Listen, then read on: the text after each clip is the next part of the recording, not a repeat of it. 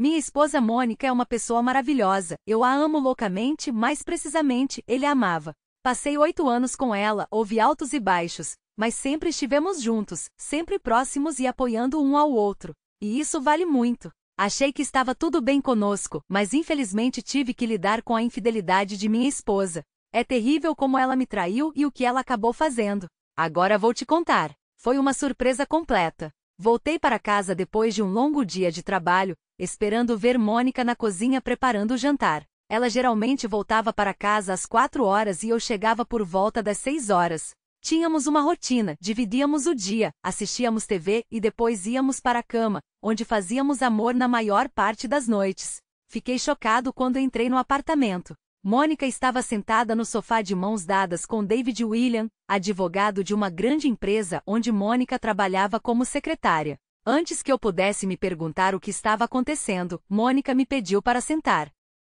Ela e David deram a notícia inesperada de que haviam se apaixonado, e ela pretendia se divorciar de mim para se casar com David. David, que cuidava da papelada, disse que eu só precisava assiná-la e que eles só procuravam os pertences pessoais da Mônica. Num acesso de raiva, eu a ataquei. Meu pé direito roçou a virilha de David, fazendo com que ele deixasse cair os papéis e se dobrasse de dor. Então dei um soco no queixo dele, deixando-o caído no chão em agonia. Enquanto eu gritava com ele, Mônica ficou sentada em um silêncio atordoado. Depois de arrastar Mônica para o quarto, ela me implorou para soltá-la, mas eu a amarrei e amordacei. De volta à sala, assumi o controle da situação, amarrando David e silenciando-o.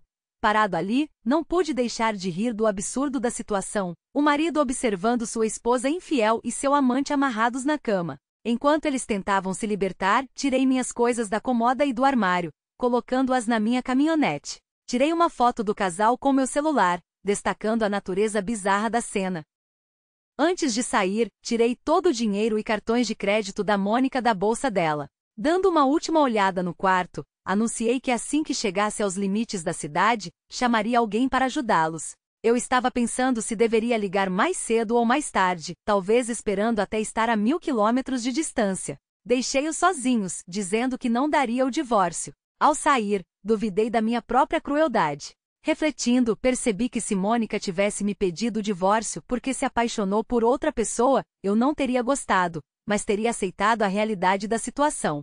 Eu não conseguia entender por que ela decidiu terminar nosso casamento e, embora pudesse ter questionado o que levou à sua decisão, decidi deixá-la ir. No entanto, sua audácia de aparecer na minha frente em casa com um amante de mãos dadas, apresentando os papéis do divórcio, era ousada demais para ser ignorada. Esperando pelo jantar preparado na minha volta, fiquei intrigado. Pensando nisso durante o jantar em um restaurante de elite, não conseguia entender como ela poderia se casar comigo se estava apaixonada pelo chefe, como vi claramente hoje. Depois de terminar a refeição, liguei para Janete, sua irmã, e informei que os havia deixado amarrados no quarto do nosso apartamento. Deliberadamente não especifiquei minha localização, esperando que pensassem que eu estava saindo da cidade, embora na verdade eu planejasse me mudar dentro da mesma cidade. Cadastrei-me na Blossom House, avisei meu chefe sobre a situação e ele concordou em me dar alguns dias de folga. Pedi a ele que avisasse a Mônica caso ela ligasse que eu havia pedido demissão abrupta, citando motivos não especificados relacionados à Flórida. Percebendo o risco potencial de ser notado na cidade, justifiquei minha decisão com a tática do adiamento temporário. Quando visitei o banco na manhã seguinte, descobri o engano de Mônica. Um dia antes de ela ter sacado metade de nossas contas correntes e de poupança, depois de verificar o cofre, encontrei joias valiosas que pertenciam à sua família. Aproveitando a oportunidade, tirei as joias antes que ela percebesse que estavam faltando, planejando devolvê-las para Janete mais tarde. Na manhã seguinte, aluguei um SUV e cheguei ao apartamento quando Mônica não estava em casa. Embora minha chave não funcionasse, eu tinha direitos de acesso legais porque meu nome estava no contrato. Arrumei minhas coisas em 45 minutos e as guardei. Cancelei nossos cartões de crédito conjuntos, entrei em contato com a administradora de imóveis atrás da porta danificada e contei toda a história a John, a pessoa de contato da empresa. Enquanto estava na biblioteca, desenvolvi um plano para ficar quieto, trabalhar durante o dia e ler no meu tempo livre. Minha intenção era desaparecer temporariamente, permitindo que a situação esfriasse e recuperasse o controle da minha vida. Mesmo que eu raramente saia de casa, há uma pequena chance de Mônica me notar. Eu não tinha dinheiro para uma estadia longa no motel, então procurei John, que me indicou um complexo de apartamentos no lado oposto da cidade. John ajudou a entrar em contato com o gerente do apartamento. Ficar na cidade era arriscado, principalmente devido às ligações de Mônica, principalmente com William, que era um advogado respeitável. Aposto que William não arriscaria um escândalo ao apresentar acusações de agressão contra mim por medo de repercussões em seu escritório de advocacia. Ele não gostaria da publicidade negativa associada ao seu relacionamento com uma funcionária casada. Em 3 dias me instalei em meu novo apartamento. Quando cheguei ao trabalho, meu chefe me informou que Mônica havia ligado e me informou sobre minha mudança para a Flórida. A reação dela foi uma simples exclamação de decepção antes de desligar o telefone. Quando ouvi isso, não pude deixar de rir. Por volta das 10h01, liguei para John para liquidar todos os pagamentos pendentes do apartamento. Para minha surpresa, Mônica cuidou disso. Quando John perguntou sobre nossos planos, contei meu plano para Mônica. John riu, me chamando de malvada, e me convidou para jantar na casa dela, garantindo que Mônica não teria a menor chance de me ver. Concordamos em 6-0. No caminho para a casa de John, eu estava pensando na nossa história. No ensino médio, namorávamos de vez em quando e quase se transformou em um relacionamento sério. Infelizmente, a família dela se mudou por causa da promoção do pai e perdemos contato. Só descobri que ela havia voltado para a cidade quando assinei o contrato. Cheguei na hora certa ao apartamento de John e quando ela terminou de preparar o jantar, conversamos sobre a vida. Ela falou sobre sua viagem ao Colorado após a promoção de seu pai e seu desejo de retornar algum dia. Infelizmente, a morte acidental do pai a trouxe de volta e ela precisava do meu apoio. Nós nos divertimos e me ofereci em troca para jantar em minha casa na noite seguinte, com o que ela concordou de bom grado. Na noite seguinte, John e eu estávamos jantando, e enquanto assistíamos ao filme, percebi que estávamos de mãos dadas. O momento estava embaçado e eu a encontrei olhando para mim. Ela falou sobre um cenário hipotético do que poderia ter acontecido entre nós se o pai dela não tivesse se mudado para o Colorado. Intrigado, me ofereci para descobrir assim que me livrasse de Mônica. John duvidou da necessidade de esperar, mas argumentei que isso aconteceria assim que eu terminasse com Mônica. Ainda estou vinculado aos votos de casamento e tudo mais. Embora ela tenha quebrado seus votos e aparentemente me libertado, isso está longe de ser o caso. Afinal, somente quando os papéis oficiais do divórcio forem apresentados, assinados e devolvidos é que me considerarei isento de meus votos. Contudo, não seria um processo fácil. Eu tinha sentimentos sinceros por ela e acreditava que ela me amava. Ao contrário de alguns que conseguem facilmente desligar o amor, levarei algum tempo para me recuperar de Mônica. Ainda tenho 8 anos que considerei bons e que precisam ser enterrados, e isso será um desafio. O primeiro passo, acredito, é resolver todas as questões jurídicas. A papelada já foi feita, então só falta garantir que todos os meus requisitos sejam atendidos. Ir ao escritório onde ela trabalha parece ser o caminho mais fácil. Embora não esteja entusiasmado com isso, embora esteja ansioso pela liberdade que isso me trará. Não há necessidade de pressa. Precisamos nos conhecer novamente com John. Já se passaram 12 anos desde que terminamos e agora somos pessoas diferentes. Este é um ponto importante, considerando que eu estava perdidamente apaixonado por Mônica, e nosso casamento parecia bom até que ela me surpreendeu com seu caso com seu chefe. Na noite anterior à traição fizemos amor 3 vezes, e ela fez isso de propósito, o que complica ainda mais a situação. Mas chega disso. Decidi não me esconder de Mônica. Deixe ela me encontrar. Então, o que você gostaria de fazer no nosso primeiro encontro? O plano depende do horário, jantar e dançar se for fim de semana, ou jantar e ir ao cinema se for no meio da semana. Que tal jantar e ir ao cinema na quarta e jantar e dançar no sábado? Eu sugiro isso. Parece ótimo, mas e sexta-feira? Ela está perguntando. Vamos resolver isso agora, sugiro, referindo-me ao jantar em minha casa na sexta-feira. Ela pergunta se é demais para mim passar por tal provação em tão pouco tempo, e eu respondo que se tudo correr bem, terei prazer em ocupar todo o seu tempo. Deveríamos nos encontrar na minha casa na sexta-feira. Meu encontro com John na quarta-feira vai bem e recebo um belo beijo quando a levo para casa no final da noite. Como mudei de ideia sobre me esconder da Mônica, apareço na pista de boliche na quinta-feira. Coincidentemente, meu time está jogando contra um time que inclui a colega da Mônica, Nicole. Pergunto sobre a duração do caso de Mônica com seu chefe, e Nicole parece saber, mas nega qualquer conhecimento. No entanto, ela finalmente revela a verdade, admitindo que durou cerca de 8 meses. Nicole revela que Mônica quer se divorciar para se casar com o chefe e acrescenta que todos acham que ela está cometendo um erro. Ela pergunta se eu o chutei com moleta e eu apenas sorrio sem responder. Quando me perguntam se vou lutar pelo divórcio, respondo negativamente, explicando que não vou lutar para manter alguém que não me quer. Nicole se pergunta se terá alguma chance quando eu for procurá-la novamente, e digo que vou mantê-la em mente, mas isso leva tempo. Ela expressa interesse em colaborar com Mônica se nos encontrarmos, pensando que seria divertido ver Mônica sendo despedaçada. Compartilho seus sentimentos e espero que Mônica logo perceba seu erro ao procurar alguém como seu chefe. Gostei muito da noite, principalmente considerando que o time venceu 2 dos 3 jogos, e tirei a sorte grande com uma pontuação de 0,228 no segundo jogo. Para completar, um homem maravilhoso demonstrou interesse genuíno por mim durante meu encontro de sexta-feira com John. No entanto, o sábado tomou um rumo diferente. Depois do jantar no Duke's Chose, fomos dançar em Buckskins. Havia uma banda tocando no Buckskins, um local country western nos finais de semana, e naquela noite era Carlos Washington. Enquanto dançava com John, notei Janette Myers, irmã de Mônica, que entrou com um namorado e outro cara que eu não conhecia. Eles ocuparam uma mesa ao lado da nossa, mas ficaram chocados quando Mônica se juntou a eles. Decidi não esconder a minha presença na cidade, mas a proximidade da mesa deles com a minha levantou questões.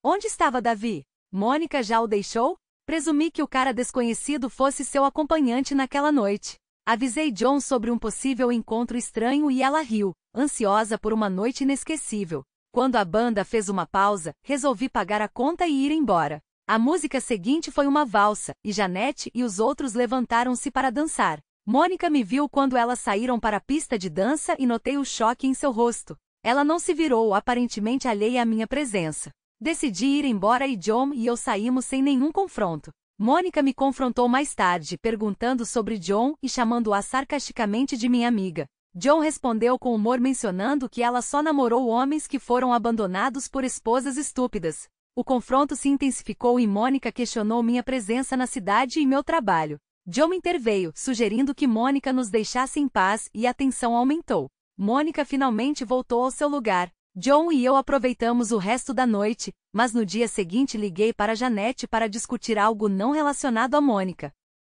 Combinamos de nos encontrar na casa do Bud depois do trabalho. Para lidar com a situação com delicadeza, planejei dar a Janette uma caixa de joias e depois ir embora. Eu não queria envolvê-la nas complexidades do drama do relacionamento de Mônica. Janette entrou, me viu e se juntou à minha mesa. Conhecendo sua bebida habitual, preparei-a para ela. Ela se sentou, notou a bebida, tomou um gole e perguntou: "Tudo bem, Bob, qual é o problema?" Coloquei uma caixa sobre a mesa, incentivando-a a abri-la. Ela tomou outro gole e revelou um colar de diamantes. Reconhecendo isso, ela perguntou: "Onde você encontrou isso?" Expliquei e mencionei sua legítima reivindicação, enfatizando que ela poderia ficar com tudo para si ou compartilhar com sua irmã. Janette gostou do gesto e, depois de guardar o colar, expressou sua gratidão, dizendo-me para manter contato antes de partir. No dia seguinte, Mônica me confrontou no trabalho, exigindo suas joias. Admiti tê-los penhorado e expliquei meus motivos, incluindo poupar a herança de família dela e cobrir o dinheiro que ela retirou de nossas contas. Mônica me acusou de mentir e alegou que eu peguei mais da metade, revelando que o valor das joias ultrapassava $80 mil. Eu mantive minha posição, explicando que os penhorei para compensar suas retiradas. Ela ameaçou envolver a polícia, mas eu respondi com um recibo da casa de penhores, dando-lhe a opção de recomprar os itens. Enquanto Mônica ameaçava com uma ação legal, eu a avisei contra o agravamento da situação. Ela saiu, jurando que não era o fim. No dia seguinte, um homem me entregou documentos legais indicando que eu havia sido intimado. O conteúdo refletia as acusações de Mônica, alinhando-se com o que ela pretendia durante o confronto anterior. Essa reviravolta confirmou minhas expectativas e me preparei para a batalha jurídica que estava por vir. Não solicitei pensão alimentícia e, em vez disso, assinei rapidamente os papéis do divórcio, fechei-os em um envelope e coloquei-os na bandeja de correspondência na mesa de Sally. Quando Sally perguntou se eu estava me divorciando, confirmei e expressei minha disposição de explorar novas conexões. Este interesse repentino de mulheres como John, Nicole e agora Sally deu um impulso ao meu ego ferido. Até liguei para John, informando-o do divórcio e considerando-me dispensado dos votos. Joanna, animada com a notícia, me convidou para um jantar de comemoração e combinamos, era um encontro. Certa noite, enquanto eu jantava e assistia TV em casa, Janete me ligou, acusando-me de ser um homem mau. Ela contou como passou a última meia hora consolando a irmã, que chorou por causa do que eu supostamente fiz com suas joias. Janete mencionou que Mônica pediu a John $30.000 para resgatar um item penhorado, mas ele não poderia fornecê-lo até o próximo bônus trimestral, deixando Mônica em lágrimas. Com pena, revelei que tinha o dinheiro e me ofereci para ajudar, ficando com o colar para mim. Janete expressou sua gratidão e lembrei-me do conselho de John para manter contato. O fato de eu ter seguido tais ações foi em grande parte influenciado por John. Embora tivéssemos uma ligação na escola, a extensão do nosso envolvimento não era clara.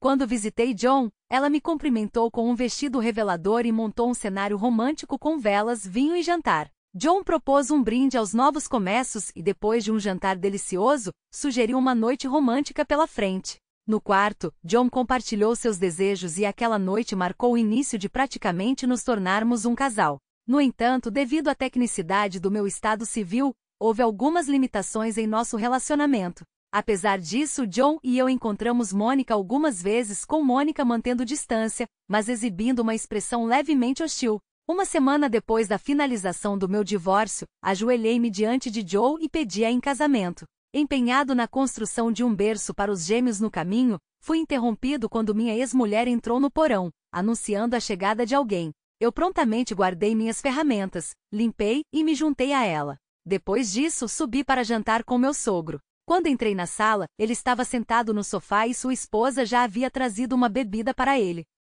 Minha namorada se juntou a nós, me trouxe uma cerveja, sentou no meu colo e tomou um gole de margarita enquanto conversávamos. A conversa girou em torno da chegada iminente de gêmeos, discutindo se havíamos escolhido nomes e por que éramos inflexíveis em não saber o sexo deles antes do nascimento. Como sempre, o elefante na sala veio à tona e desta vez, meu sogro tocou no assunto. Ele perguntou se eu tinha ouvido alguma coisa sobre minha irmã ultimamente e admiti que não. Ele expressou curiosidade sobre a situação, mas eu não estava disposto a investigar. Tudo que eu sabia era o que minha irmã me contou durante sua última ligação. Ela deixou o marido devido à infidelidade constante, e eles estavam se divorciando. Roy sempre previu que um deles trairia um ano após o casamento. Dei de ombros, acariciei a barriga da minha namorada e declarei que isso não importava para mim porque ganhei. Eu estava segurando ela. Meu sogro balançou a cabeça e comprei mais cerveja para mim na pousada por causa da situação única de ambas as filhas se casarem comigo. Ele ficou maravilhado por ser o único pai no estado com um genro assim. Quando ele não conseguiu compreender a transição de Mônica para Janete, expliquei que quando pedi John em casamento, ela disse não. Aceitei e percebi que tinha feito tudo o que podia com John. Nos 2 meses seguintes, visitei ocasionalmente um bar com música dançante e uma noite no Stagecoach e encontrei Janete Myers. Janete se aproximou e perguntou por que eu não tinha ligado. Eu a lembrei de minhas claras intenções de persegui-la antes de Mônica. Ela questionou a viabilidade de ficarmos juntos e ao mesmo tempo mantermos um relacionamento decente com sua irmã e seu pai. Afirmei que Mônica havia perdido a chance e que o pai dela poderia ficar feliz por mim ou não. Janete sugeriu que começássemos nosso namoro com uma dança e eu aceitei. Mônica não ficou satisfeita e Janete não mediu palavras com ela. Surpreendentemente, o pai dela expressou felicidade por me manter na família. 6 meses depois de nos conhecermos no Stagecoach, e pedi Janete em casamento durante um jantar de domingo na casa do pai dela. Ela disse que sim e 3 meses depois nos casamos. 8 meses depois de casados, descobri que seria pai e 3 meses depois, descobrimos que eram gêmeos. Apesar dos desafios, continuei feliz. Quanto à minha ex, o chefe dela a largou, o que era de se esperar, ela ficou com dívidas pesadas. Claro, todos a ajudam no que podem, mas todos também entendem que ela é a culpada por isso. Quanto a mim, estou feliz, tenho lindos gêmeos e estou pronto para seguir em frente. Como você gosta da história? Escreva sua opinião nos comentários. Diga-nos o que você faria se, Deus me livre, você se encontrasse em uma situação semelhante. Acredito que o homem fez a coisa certa. O principal é ser feliz, e quem trai deve suportar o castigo.